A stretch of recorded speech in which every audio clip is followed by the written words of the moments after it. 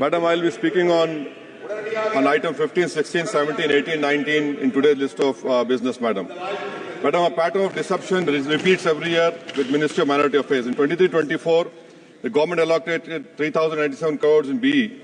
Ministry of Minority Affairs surrendered 2,060 crores, barely utilizing the funds.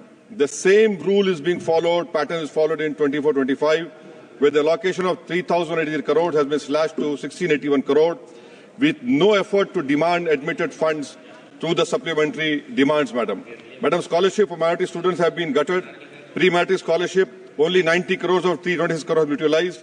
Post-matric, 343 out of 1145 crores have been utilized, leaving thousands of students without promised support. Madam, government is not willing to make minority scholarship demand-driven. The unit cost of scholarship for 3 schemes have not been revised in 2007 and 8, and scholarships are not being sanctioned because of lack of approval by Cabinet Committee of Economic Affairs since 22-23.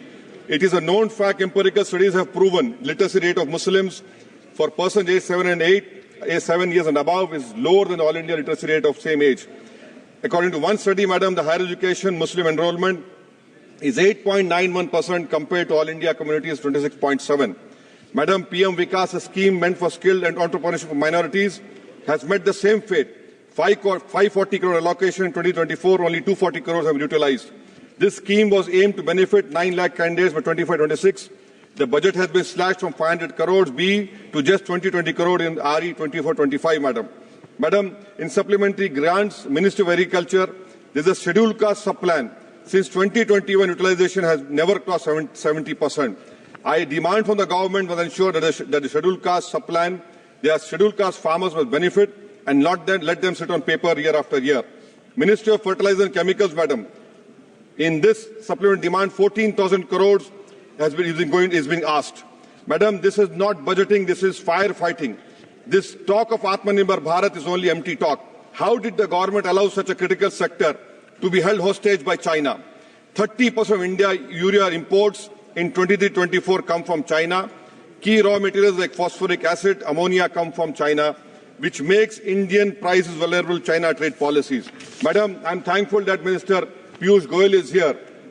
A specific point on US tariffs, Madam. Goldman Sachs estimates that if the US imposes tariffs, this could decrease India's GDP growth by 0.6%. Madam, US is a major buyer of Indian agriculture produce. We export nearly 6 billion of agricultural produce to US. If imposition of higher tariffs will make Indian produce less competitive, affect incomes in the agriculture sector, Madam.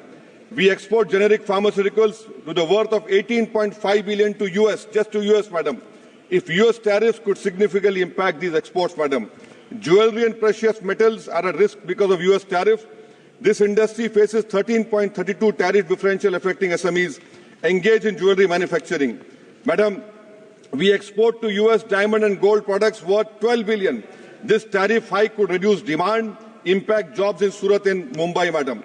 I want a categorical assurance from the Minister and the government that the US tariffs will not be imposed on India from April 2.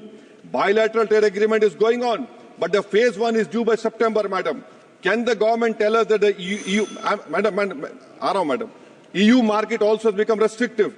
Will this government give a categorical assurance that neither CBM, EUDR will not be imposed on India by you, which will affect 3 billion of Indian exports, Madam, particularly iron and steel, according to Economic Survey. EUDR, 9.5 billion of Indian exports will be affected. Madam, in this supplement demand, MEA is asking 300 crores.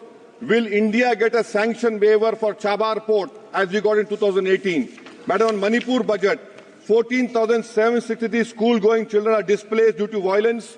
96 schools have been used for relief measures. Internet shut for 54 days. And this government increased only 2% for education for Manipur. Madam, 258 killed, 60,000 displaced, which includes 20,000 children, 1,000 injured.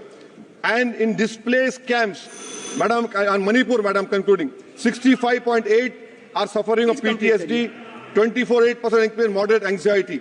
What do? You don't increase help by 4 crores. Water supply sanitation, Madam, 19% reduction. Significant cut in capital outlay in Manipur budget from 1612 crore to 1307 crore, Madam. Central assistance for providing temporary shelter to displaced families has seen a reduction of 75% from 60 to 15 crores. Rural Manipur, madam, had inflation in July that is 10%.